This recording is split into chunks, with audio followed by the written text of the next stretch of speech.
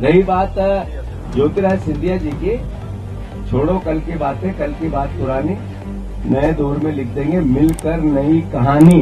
वो बीजेपी के नेता है, उन पे बात भी करना और उन पे कोई ऐसी भाषा भी बोलना, भगवान उनका भला करे। पर इस बार भी केपी यादव जैसे ही कोई अच्छा योद्धा आएगा, और बाकी समझ जाओ आप।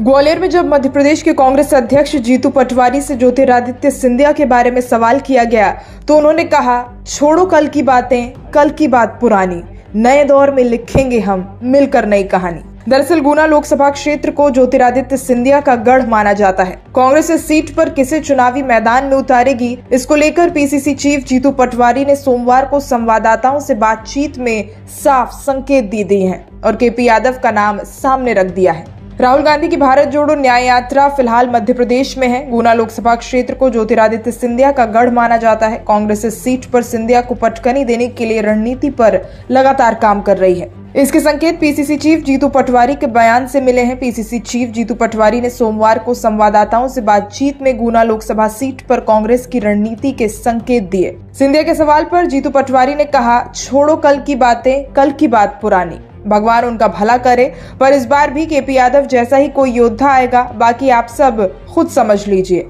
सनद रहे साल 2019 के लोकसभा चुनाव में भाजपा ने सिंधिया के सामने केपी यादव को चुनाव मैदान में उतार दिया था। सिंधिया तब कांग्रेस में थे। केपी यादव ने सिंधिया को शिकस्त देते हुए सीट भाजपा के खाते में डाल दी थी।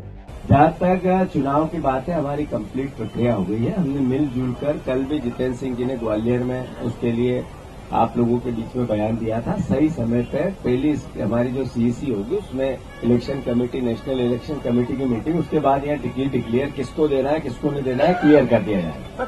पर जो नेता बड़ा हो या छोटा, जिसको पार्टी टिकट देगी वो चुनाव लड़ेंगे। ये कोई एक के बिना ना है, न कोई किसी प्रकार का प्रश्न खड़ा होता है। रही बात ज्योतिरादित्य सिंधिया जी की, छोड़ो कल की बातें, कल की बात पुरानी, नए दौर में लिख देंगे मिलकर नई कहानी।